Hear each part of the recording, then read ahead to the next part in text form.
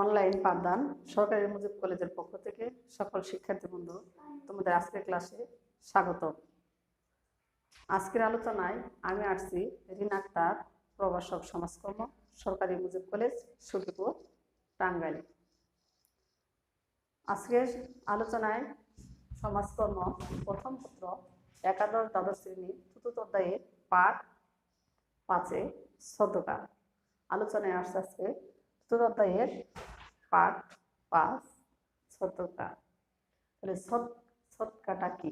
ঐতিহ্যগতভাবে সমাজ কল্যাণের কার্যক্রম ও গুরুত্ব রয়েছে। অন্যতম তার মধ্যে উদাহরণ হলো দানশীলতা, সদকা, জাকাত। তো আজকে আলোচনায় আমি আজকাল তোমাদের বোঝাচ্ছি সদকাটা কি, এর প্রকারভেদ, এর বৈশিষ্ট্য এবং এর সমাজ কল্যাণের ক্ষেত্রে কতটা গুরুত্বপূর্ণ। তো শিক্ষার্থী বন্ধুরা লক্ষ্য করো, সদকাটা কি? ইসলামী সমাজ ব্যবস্থায় অন্যতম বৈষয়িক বিষয় হলো এই সদকা। অন্যতম বৈষয়িক বিষয় হলো এই সদকা। এর আরবি শব্দটা হলো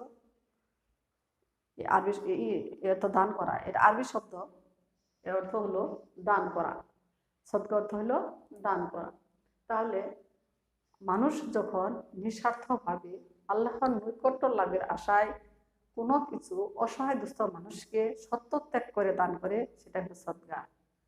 আবার লক্ষ্য করো, মানুষ তার সত্য ত্যাগ করে আল্লাহর নৈকট্য লাভের আশায় এবং পাপ মোচনের উদ্দেশ্যে যখন অসহায় দুস্থ মানুষকে কিছু দান করে, সেটা হলো সদকা। অন্যভাবে আবার বলা যায়, দেখো, নিজের অংশের উপর অন্যের অংশের যে প্রাধান্য, সেটা সত্য ত্যাগ করে যে যখন দুস্থ সে মানুষকে দান করবে, সেটাই হবে সদকা। তাহলে নিজের অংশের উপর বা অংশীদারের উপর অপরের অংশীদারটার যে প্রাধান্য দেওয়া হয় এবং অসহায় দুস্থ মানুষকে দান করা হয়, সেটাই হলো আমাদের সদকা। তাহলে আমি এখন তোমাদের বলছি সদকাটা কি। যখন মানুষ কোনো কিছু মানত করে বা অসহায় দুস্থ মানুষকে মানত করে, অসহায় দুস্থ মানুষকে সেবা দান করে, সেটা হবে সদকা। সেই সাথে বলছি মৃত ব্যক্তির মাগফিরাত কামনায়, মৃত ব্যক্তির মাগফিরাত কামনায় এবং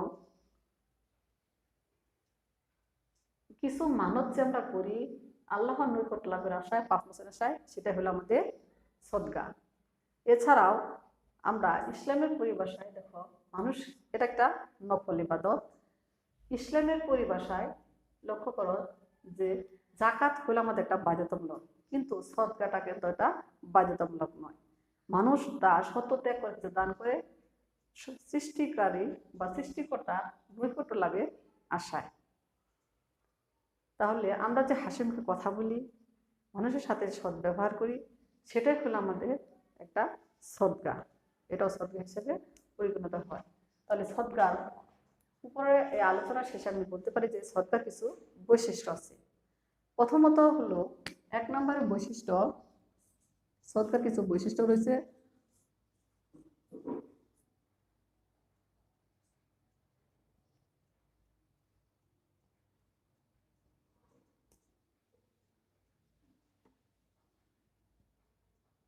দেখো, আমি তোমাদের বলছি যে 1 নম্বরের বৈশিষ্ট্যটা কি। সদকার অন্যতম 1 নম্বর বৈশিষ্ট্য হচ্ছে যে অন্যতম এটি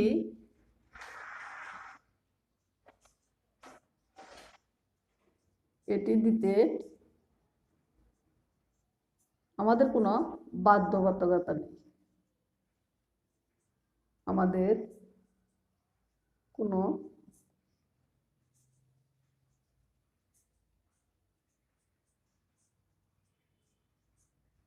বাধ্যবাধকতা নেই। তাহলে বলছি সত্য ত্যাগ করে মানুষ আল্লাহর নৈকট্য লাভের উদ্দেশ্যে যা দান করে, সেগুলো সদকা। তাহলে এটি দিতে কোনো বাধ্যবাধকতা নেই। তাহলে 2 নম্বরে এটি আমাদের নিজের ইচ্ছার উপর নির্ভরশীল। এটা আমাদের নিজের ইচ্ছার উপর নির্ভরশীল।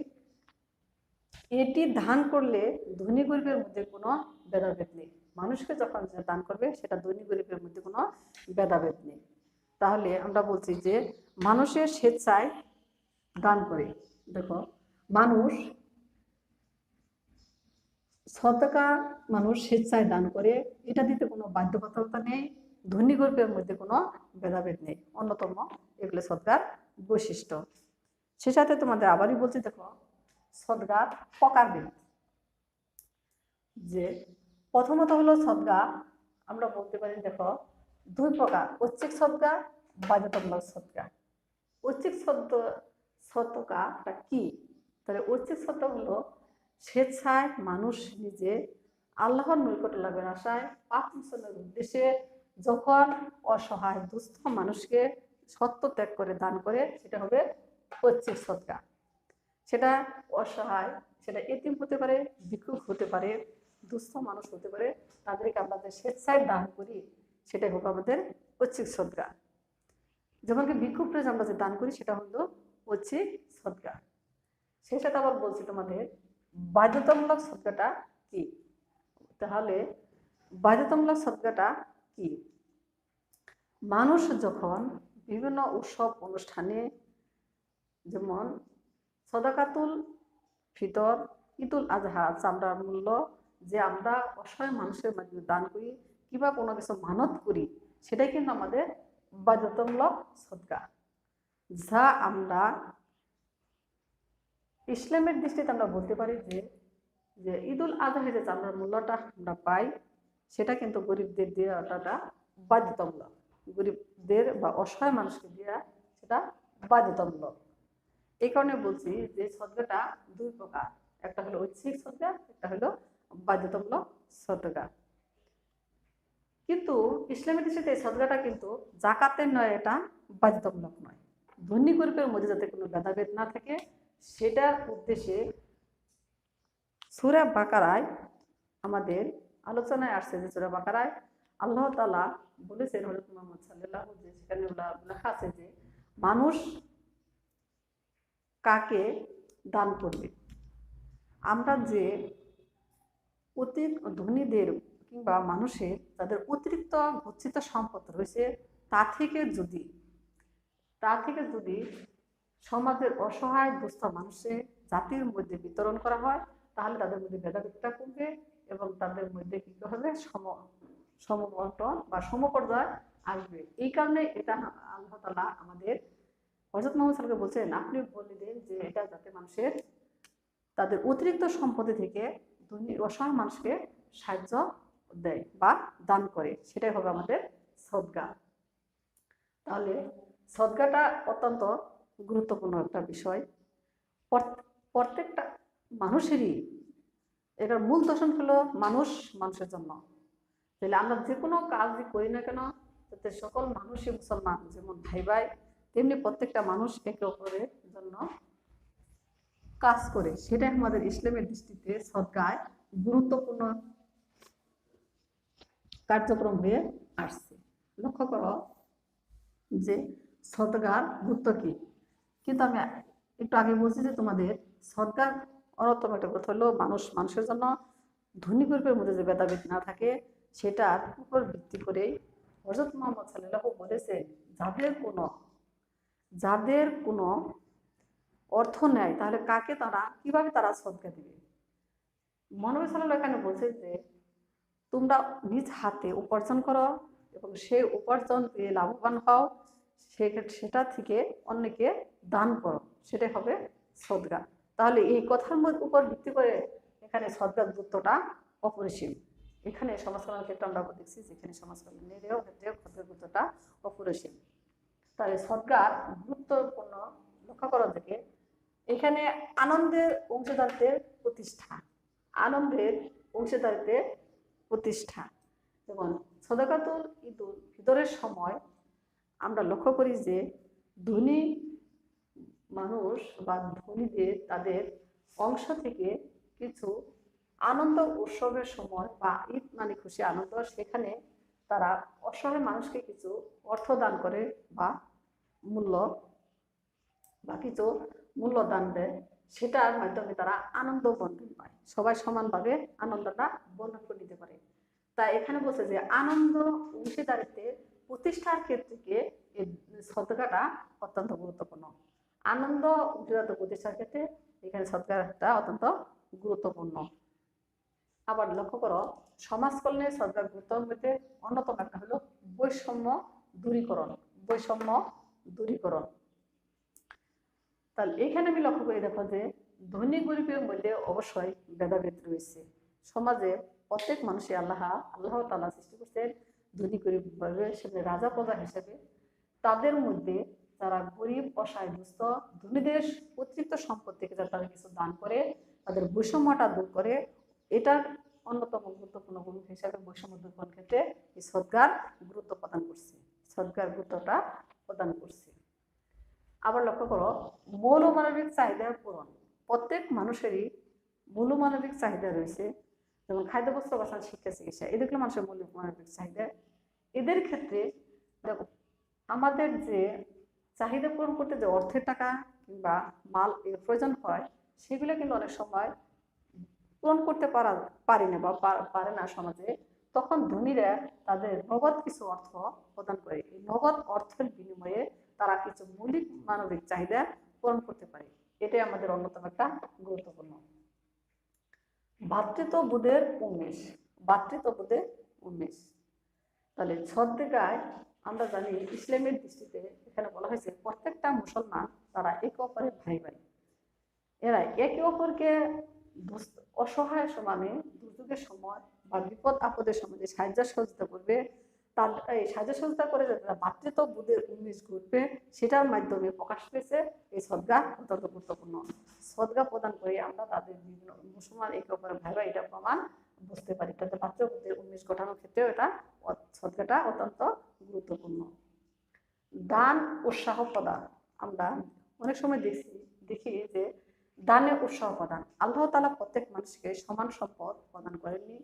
অনেকেই অনেক সম্পদ রয়েছে, তাদের সম্পদের অতিরিক্ত অংশ থেকে দুস্থ অসহায় সমাজে বা জাতিদের মধ্যে যাতে বিতরণ করে, সেই ক্ষেত্রে উৎসাহ প্রদানের জন্য হযরত মুহাম্মদ সাল্লাল্লাহু আলাইহি ওয়াসাল্লাম নিজে বলছেন যে ধনীদের মধ্যে যে অতিরিক্ত গচ্ছিত সম্পদ রয়েছে সেটা যাতে গরিবদের বিতরণ করে, এইভাবে উৎসাহ প্রদান করে তারা যেন বড় হয়, সেই ক্ষেত্রে তারা উৎসাহ প্রদান করছে, সরকার গুরুত্বপূর্ণ ভূমিকা পালন করছে।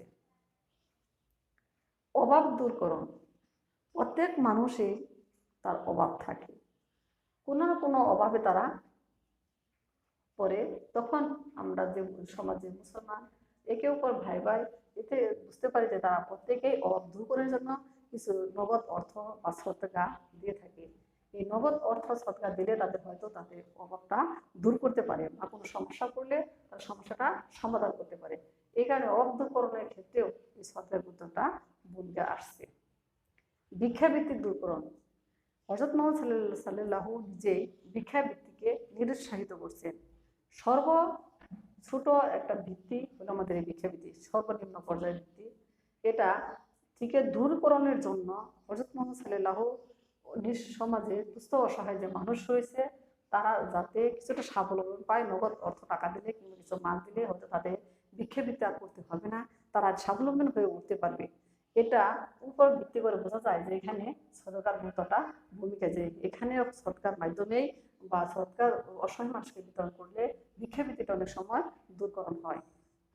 তাহলে এটা অন্যতম একটা গুরুত্বপূর্ণ। আবার অনাকাঙ্ক্ষিত অবস্থা সাহায্য দান। সমাজে কখন কোন অবস্থায় কিরকম থাকবে সেটা কেউ বলতে পারবে না। যে কোনো মুহূর্তে মানুষ যে কোনো সমস্যায় আকৃষ্ট হতে পারে। সেই অবস্থা দূরকরণের জন্য বা অনাকাঙ্ক্ষিত অবস্থা দূরকরণের জন্য প্রত্যেকটা মুসলমান যাতে এগিয়ে আসে, অপরকে সাহায্য সহযোগিতা করে, সেই অনাকাঙ্ক্ষিত অবস্থা দূর করলে হয়তো তাদের দুর্যোগ মোকাবিলাটা করা সম্ভব। তাই বলছেন এখানে অনাকাঙ্ক্ষিত অবস্থা সাহায্য প্রদানের ক্ষেত্রেও আমাদের এই সদকা গুরুত্বপূর্ণ ভূমিকা পালন করে। তাহলে শিক্ষার্থী বন্ধুরা লক্ষ্য করলাম আমাদের চতুর্থতায় যে সদকা, এই সদকাটা কি, সদকার বৈশিষ্ট্যগুলো কি, এবং সেই সাথে সদকা প্রকারভেদ, ঐচ্ছিক এবং বাধ্যতামূলক। আমি বললাম এখন সমাজ কল্যাণ ক্ষেত্রে সদকার গুরুত্বটা কতটুকু। তাহলে এখানে উপর আলোচনার প্রকৃত বলতে পারি যে মানুষ সত্য ত্যাগ করে আল্লাহর নৈকট্য লাভের আশায় পাপ মোচনের উদ্দেশ্যে যখন কোনো মানত করে, অসহায় দুস্থ মানুষকে দান করে, সেটা হলো আমাদের সদকা। তাহলে সদকা এটা সমাজ কল্যাণের ঐতিহ্যগত কার্যক্রমের গুরুত্বের অন্যতম একটি। তাহলে এই সদকা তোমরা অবশ্যই চ্যাপ্টার করবে এবং লক্ষ্য করে বুঝবে যে কতটুকু তোমরা পড়ছো, লক্ষ্য করে বলবে, বুঝতে পারবে। তাহলে আজকে আমার এখানে ক্লাস শেষ। তোমরা ভালো থাকো, সকলে ভালো থাকো, আমাদের কাম্য।